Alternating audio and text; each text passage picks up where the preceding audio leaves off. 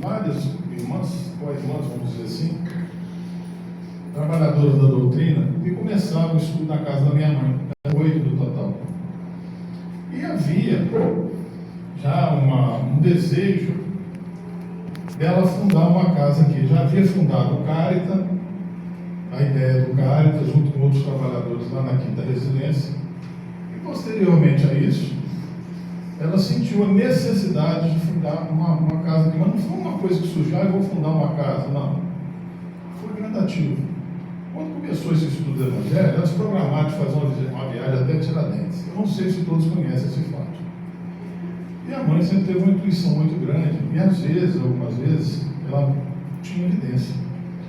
E ela sentada naquela igreja principal de Tiradentes, todo mundo rezando, ela viu um vulto saindo do altar em direção a ela, um jargão, uma faca, na época colonial, e convidou, chegou perto dela e falou: vamos trabalhar? E aí, todo o processo veio automaticamente.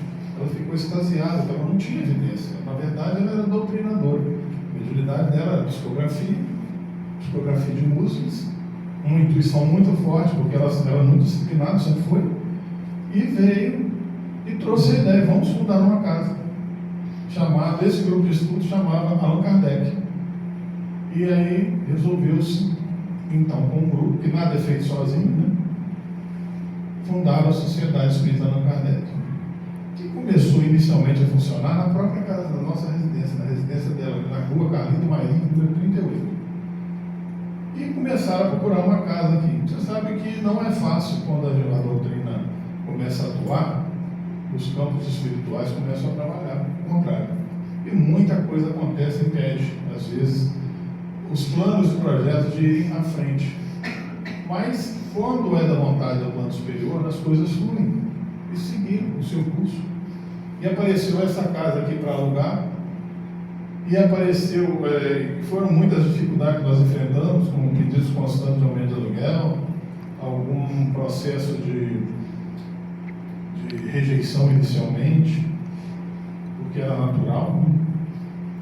Um bairro essencialmente católico, na maioria, acostumados a esse processo, mas aos poucos viram que era uma coisa que também trabalhava com o mesmo princípio, que é o princípio de Cristo, de Jesus, voltado para o amor do Cristo, voltado para o auxílio aos trabalhadores, às pessoas que têm necessidade, a dar oportunidade a todos aqueles que estão buscando ajuda, auxílio, entendimento. E aqui estamos todos nós hoje. Posteriormente conseguimos comprar a casa, conseguimos um financiamento, que é a coisa mais difícil que existe, gente. É uma entidade de prestação de serviço, assim, que sem fins lucrativos, conseguir um financiamento. E nós conseguimos o financiamento, comprando, que era para pagar em 8 anos, com 5 foi pago. E aí partiu, vamos aumentar a casa, vamos reformar.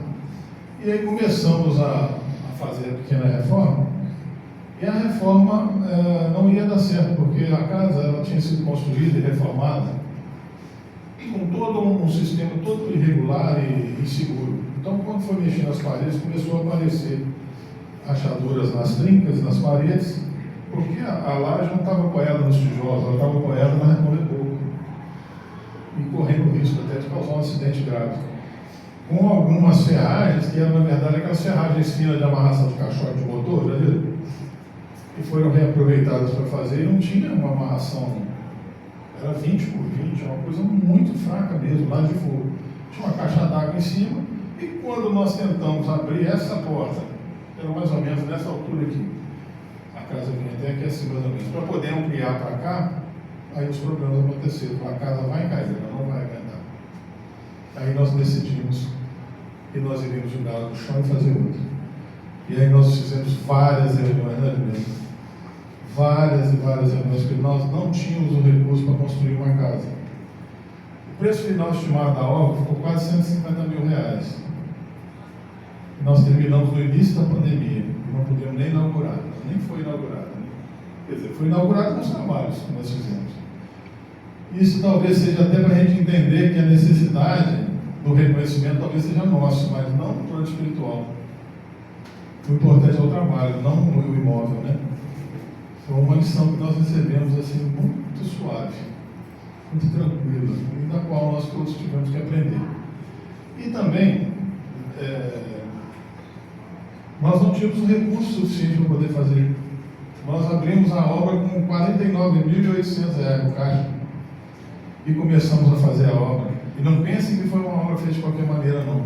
Se vocês imaginarem o que tem de ferragem aqui por baixo, porque eu sei que esse bairro foi feito sobre aterro, então ele tem, por exemplo, aqui no meio aqui, tem uma viga enterrada a 1 metro, uma sapata dessa largura, emendada por baixo, com ferragem, na mesma postura dessas colunas que estão por cima.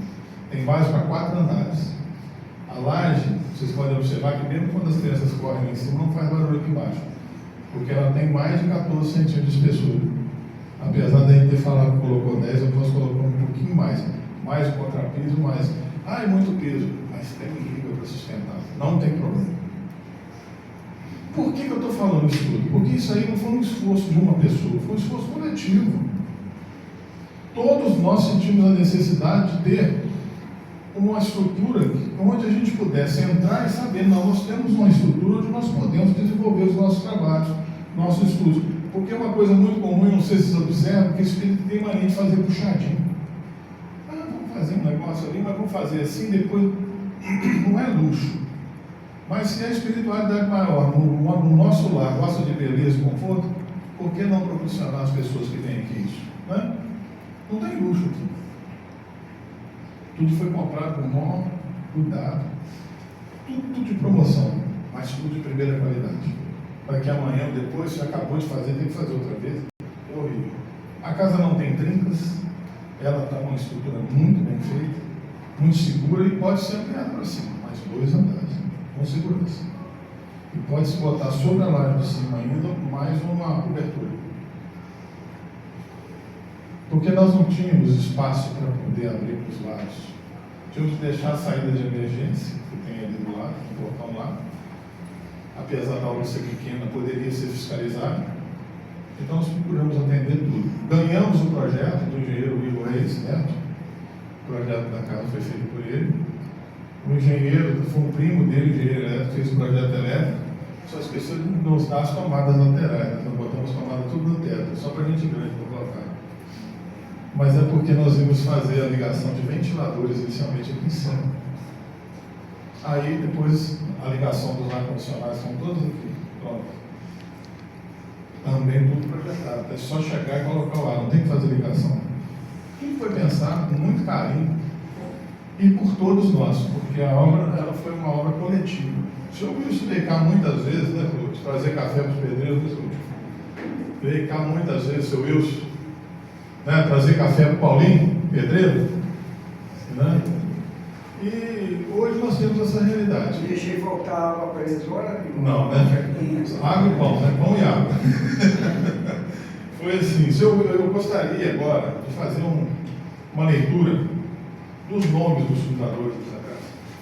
As primeiras diretorias, o primeiro conselho, alguns já partiram, outros estão junto conosco sempre. E eu gostaria de fazer uma homenagem a todos. Tá? Minha mãe, Helenice da Cruz Machado Bela, Beatriz Costa Albuquerque, que é a esposa do nosso amigo Nelson. Denise Aparecida do Reis Cruz Lima, que hoje está lá no Morro Próximo, né, a diretora da Assuntos da Mediunidade. Orlene Sades, já nos deixou também. Nelson Ender Bolina Albuquerque, hoje não pode estar aqui porque é aniversário da Carolina, filha dele. Terezinha Silva Almeida, Carmen Bolina Albuquerque, a mãe do Nelson, também já está no plano espiritual, quem sabe uma trabalhadora aqui. Maria Auxiliadora Bianca Galindo, que mudou-se para o Rio de Janeiro. José Álvaro França, que era médico, trabalhador da casa, fundador, também nos deixou, é esposo da Nena. Joana Darque Albuquerque Costa Ribeiro, a Joana irmã do Nelson. O Nelson estava com a família toda aqui, todo mundo. Alguém maravilha, tenho saudade dele, fala que ele não pode abandonar a nossa casa. E ela se mudou para Vitória, depois que ela perdeu o marido, a filha foi para lá e ela está acompanhando. Lourdes Lacerda Souza, Dona Lourdes, que costuma matar a gente de saudade, né, Dona Lourdes? Terezinha Aparecida dos Reis Ferreira, Ana Maria Fonseca Cortes. A Ana Maria ela costuma vir lá de São João, não sei se ela está aí hoje. O seu Wilson também gosta de matar os outros saudades, né? Mas não vou faltar um dia para sentir minha falta, né, senhor? Heloísa da Silva Cruz, que está com as crianças lá em cima, a tia Lu. Ricardo de Souza Guimarães, que é o esposo, a mãe do, o pai do Ricardo Pantera, que eles chamam de Ricardo Pantera, projetista, também já nos deixou. Rosimeire Aparecida Amaral de Carvalho, que retornou ao nosso convívio. Cadê a Rose? Ali está firme ali. Maria da Glória Oliveira Martins, que é a esposa do seu Ricardo. Maria Aparecida Carvalho de Oliveira França Mena. Maria das Graças Rezende de Oliveira, que também já nos deixou. A Dona Graça, que cuidava da costura. Maria Inês Mendonça Alves. A Maria Inês, ela é a esposa do Valverde, também fundadora, que foi do Banco do Brasil, mora ali. Carmen Ferraz Jacob Ferreira. A Carmen, que mexe com estética, não sei se vocês conhecem. Mora ali ainda lá na Rua da Manhã. Bom, esses nomes, gente, não tem um santo aqui nesse nome, mas tem uma coisa que é assim, fundamental ressaltar: coragem, determinação e vontade.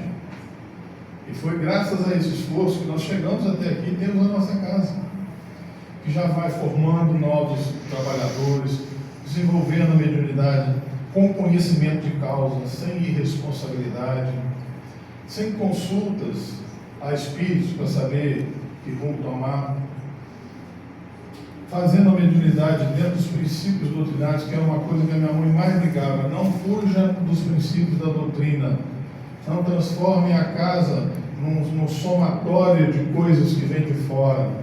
A doutrina, a pureza doutrinária é que fará com que ela se preserve e produza o fruto necessário, que é o desenvolvimento do ser humano. Se você começa a colocar bengalas dentro, que são coisas que são trazidas pelas pessoas que às vezes vêm de outras religiões, se você trouxer essas bengalas, essas coisas, você desfigura a doutrina. Porque nós, na doutrina espírita, nós não temos ritualísticas, nós temos procedimentos basilares. Como que são isso? Nós temos a prece, o trabalho de estudo, que é o trabalho do desenvolvimento intelectual, para que a gente possa aprender, o trabalho espiritual do passe e, posteriormente, o trabalho mediúnico. Existem reuniões de desobsessão, existem os trabalhos materiais que são feitos pela Xodó do Bebê Carente, o trabalho de final de ano com as famílias assistidas, as cestas básicas que são feitas. Então, tem um campo muito vasto para todo mundo trabalhar, mas tudo feito com conhecimento de causa, tudo feito com um princípio basilar da nossa doutrina. Não é para rasgar cedo ou ficar puxando farinha, mas isso nós devemos à minha mãe. E com a firmeza dela, ela tinha uma firmeza extraordinária, falava de forma clara, às vezes até assustava um pouco, mas ela não falava no sentido de agredir, ela falava no sentido de que é necessário respeitar como um vigia constante, e nós temos que manter isso, todos nós temos que manter isso, mas não é vigiando o outro, é vigiando a nós. Não, isso não pertence à doutrina. Como que eu posso sugerir isso? Há uns tempos atrás começaram as sugestões: não, vamos fazer uma festa junina com a quermesse para a gente poder angariar recursos. Não é um princípio doutrinário nosso. Nós não temos festas de santos. Santo para nós é todo aquele que consegue vencer a si mesmo, pode estar vivo ou não, encarnado ou desencarnado. Esses são os verdadeiros santos, aqueles que lutam para vencer a si mesmo. Então nós não podemos fazer esse tipo de exploração religiosa, que às vezes é feito de forma, às vezes, na maior boa vontade para os demais, porque nós sabemos que não é uma coisa correta. Toda a casa espírita tem que ser mantida pelos seus próprios trabalhadores. pelo próprio esforço de cada um. Todo o trabalho, toda a casa espírita tem que ter um princípio basilar e se dedicar a ele. Não adianta nós abrirmos 2.000 frentes e fazê-las todas mal feitas. Nós temos que pegar aquelas que são possíveis de realizar e realizar da melhor maneira possível. Para isso nós contamos com os voluntários que trabalham. Porque, por exemplo, eu na qualidade hoje de presidente, o que eu faço? O meu trabalho é dar condições para que a casa se mantenha dentro da lei, cumpra as suas obrigações e todos os trabalhadores tenham condições de trabalhar. Então, o trabalho que você faz, que o outro faz, não é um trabalho do Átila presidente, é um trabalho do trabalhador da casa, da sociedade espírita da Allan Kardec. A exemplo das casas do caminho eram feitas. Hoje nós não temos condições, por exemplo, pelas próprias normas sanitárias, de montar um ambulatório de socorro. Mas nós podemos fazer através do passe, da água fluidificada, o tratamento de muitas pessoas, porque nós sabemos que a grande maioria das doenças elas aparecem inicialmente no perispírito, pelo desagregamento magnético da pessoa, pela forma como a pessoa se comporta, ela reage, pelos vícios de comportamento, pelas máculas espirituais que ela traz. E também pode ser conseguido através dos excessos materiais que são cometidos de toda ordem, como o consumo de cigarros, bebidas em excesso, alimentação inadequada, falta de exercícios, uma série de coisas que podem acontecer. Maldade excessiva, mau uso da palavra, mau uso da mente, mau uso da inteligência, entendeu? Então, são fatores que podem determinar o desequilíbrio harmônico do nosso conjunto corporal e que, enquanto encarnados, corresponde ao nosso perispírito, que faz a ligação do nosso espírito com o nosso corpo. E o nosso perispírito é o mata-borrão do nosso corpo. Nós conservamos ele dentro do nosso, depois de desencarnados, que é o nosso corpo glorioso. Paulo de Tarso falava. E ali, tudo que nós produzimos no nosso corpo, absorve no perispírito. Às vezes nós temos uma reencarnação, poxa, a gente vê uma pessoa tão boa, carregando uns traços, uns problemas de ordem nascimento, que não justifica. Por que ela está acontecendo isso? Pela necessidade de te retirar do perispírito aquela mácula. Assim como o perispírito é mata-borrão do corpo, o corpo é mata-borrão do perispírito. E essa limpeza se faz necessária. Ela pode ser dissolvida, dependendo do tipo de problema que vem, como câncer, por exemplo, que às vezes vem, e ele pode desaparecer. Tem que haver merecimento e esforço da pessoa. Se aquela doença vem no sentido de educar, se a pessoa já se educou, por que eu vou ensinar para ela outra vez? Essa é a misericórdia divina. Se ela já sabe, para que eu vou ensinar de novo? Essa é a pedagogia divina, não é polir, é ensinar. É mostrar, olha, tudo tem consequência. Você produz um mal aqui, você vai colher lá na frente. Não é eu que vou fazer, é a sua ação voltando para você. Lei de ação e reação. Aprenda. Nós temos que aprender. A nossa casa, gente, ela está sempre de braços abertos para acolher todos. Todos aqueles que querem agregar, todos aqueles que querem buscar, todos aqueles que realmente estejam empenhados no seu desenvolvimento. Aqui nós não buscamos não julgar, não avaliar ninguém e nem tentar fazer de santo para ninguém. Somos verdadeiros, somos sinceros uns com os outros. Esse é o nosso combinado, de ter sinceridade, de ter verdade, de chegar e poder falar, olha, não gostei que você fez isso, assim, para não ter problema. O ser humano é muito complicado, qualquer coisinha desanda a brigar. Eu tenho que ter liberdade, por exemplo, de chegar com ela, com quem eu estou há mais de quantos anos ela está junto? Tempo? Uns 10 anos? Eu, se eu não tiver a liberdade de chegar com ela, olha, eu não gostei disso assim, às vezes, que tipo de amizade eu estou fazendo com ele? Então eu estou tendo um amor fraternal com ele que não me permite chegar dele e ter liberdade de conversar com um irmão de verdade? Essa amizade fraternal tem que existir. E isso existe aqui. É lógico que as afinidades nos aproximam mais de uns do que de outros. Isso é natural. A afinidade é algo com o qual você tem que lutar para poder tentar se afinizar com todo mundo. Mas não é fazer as coisas para agradar A ou a B, não. É sendo tolerante.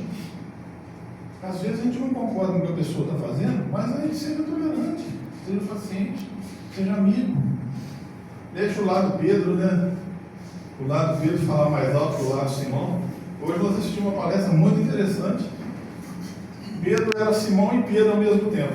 O Simão era o material que ele cuidava, ele era o Simão pescador. E o Pedro era o Simão pescador de homens. Então ele tinha o lado material, que ele tinha que se alimentar e comer, e tinha o lado espiritual. Agora, ele precisava, ele quis e optou por seguir o lado espiritual, buscar seu aprimoramento moral. Era perfeito? Não. Nós somos perfeitos? Não. Não, mas eu vou esperar eu ficar bom, um menino bom, cheio de coisa boa na minha vida, para começar a falar. Gente, é exatamente essa oportunidade de estudar e de falar que talvez me torne melhor, porque aqui eu aprendo, eu tenho que ler, eu tenho que estudar para falar. Se eu perder essa oportunidade aqui, qual vai ser a outra? Vou ficar assistindo as pessoas? É isso que vai me tornar melhor.